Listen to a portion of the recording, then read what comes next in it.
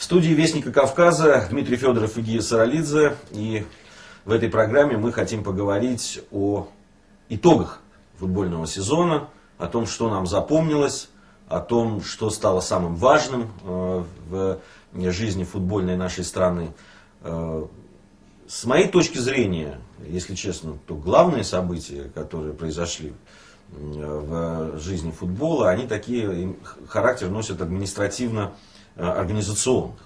Вот. Хотя, были какие-то и успехи на футбольном поле. Хотя, честно говоря, это как раз немножко забылось на фоне каких-то грандиозных свершений. Прежде всего, конечно, выборов хозяйки чемпионата мира 2018 года, который получила Россия. Вот это действительно событие, которое в этом году, мне кажется, центральным.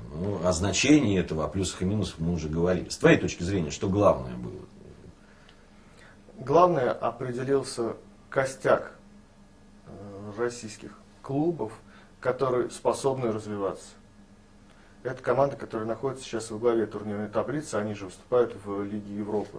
Это команды, которые в перспективе способны улучшать качество своей игры, способны грамотно работать над селекцией.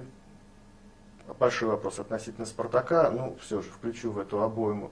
И самое главное, что эти клубы, на мой взгляд, способны уже в ближайшей перспективе стать бизнес-проектами.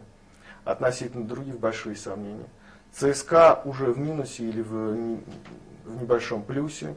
«Зенит», если не будет покупать у конкурентов лучших игроков за баснословные деньги. За те деньги, которые просто называются, и вот они покупают. Да, то есть «Зенит», если будет все-таки работать с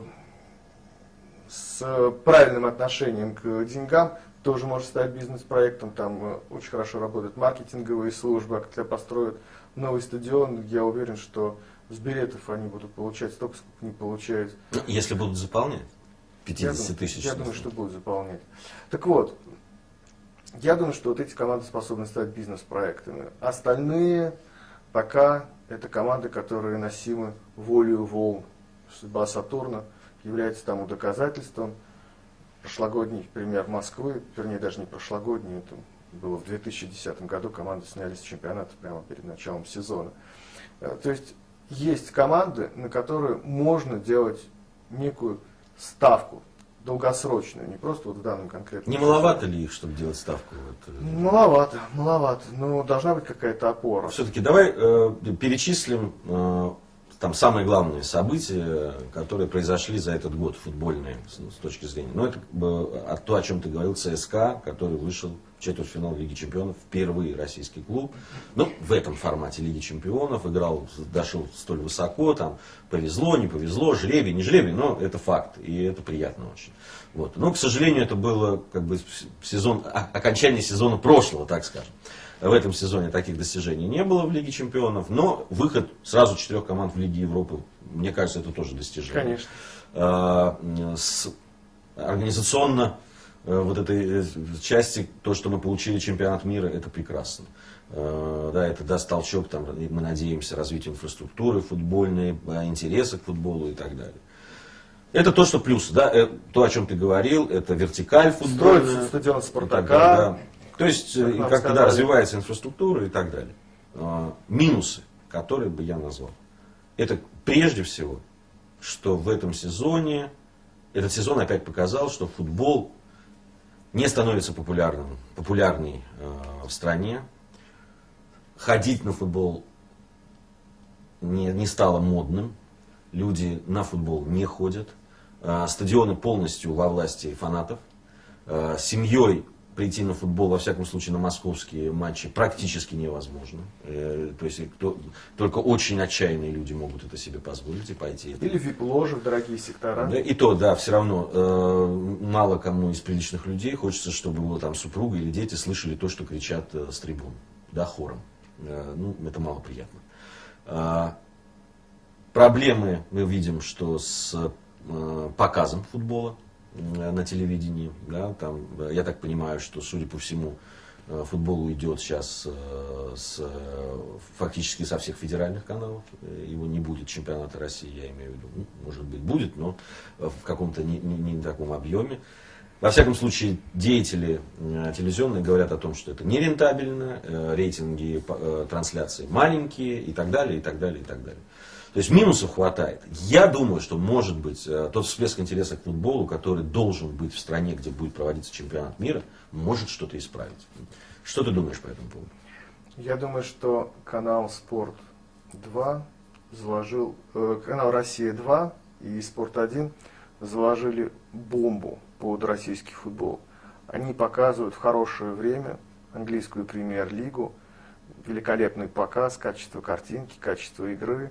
Болельщики получили возможность сравнивать, и мне кажется, что это нанесло серьезнейший ущерб нашей лиге.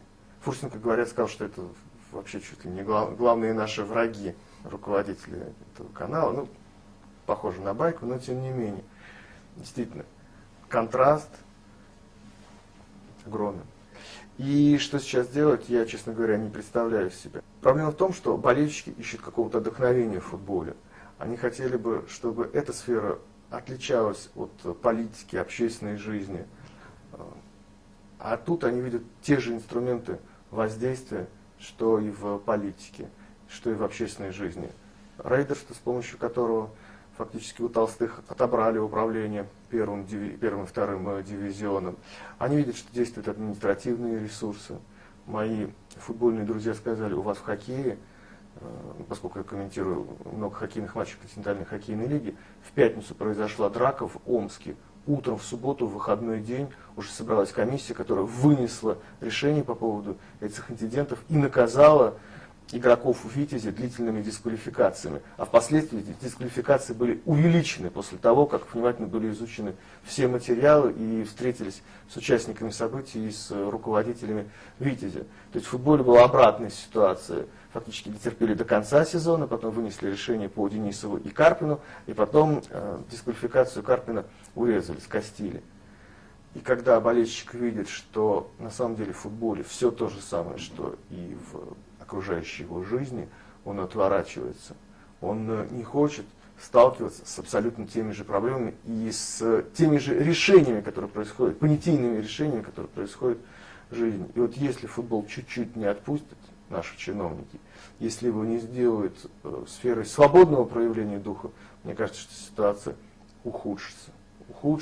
И я не хочу быть пессимистом, но я пока не вижу, за счет чего наш футбол может осуществить прорыв и за счет чего он может стать популярней. Разве что из-за очень серьезного информационного всплеска, связанного с тем, что мы проведем чемпионат мира 2018 года. Ну, я это и имел. И может быть выступление сборной в следующем сезоне даст глоток свежего воздуха. То есть, если мы победим во всех матчах, если болельщики поверят в нашу национальную команду, то, может быть, тогда и что-то изменится. За счет российского чемпионата вряд ли. К тому же он будет растянутым. 1,5 года. 1,5 года, да. Очень тяжело сконцентрироваться. Но это мы уже заглядываем в следующий сезон. Да, но тяжело сконцентрироваться на таком длинном сезоне.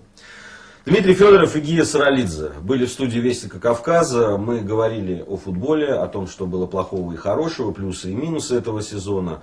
Разрешите, во-первых, поздравить вас с наступающим Новым годом, пожелать вам всего самого хорошего и, конечно же, хорошего футбола. Надеюсь, что в следующем году мы вновь с вами встретимся, вновь будем говорить о футболе, и темы радостные, действительно футбольные, будут превалировать в наших разговорах. Да, больше о футболе, чем об организационных проблемах. С Новым годом!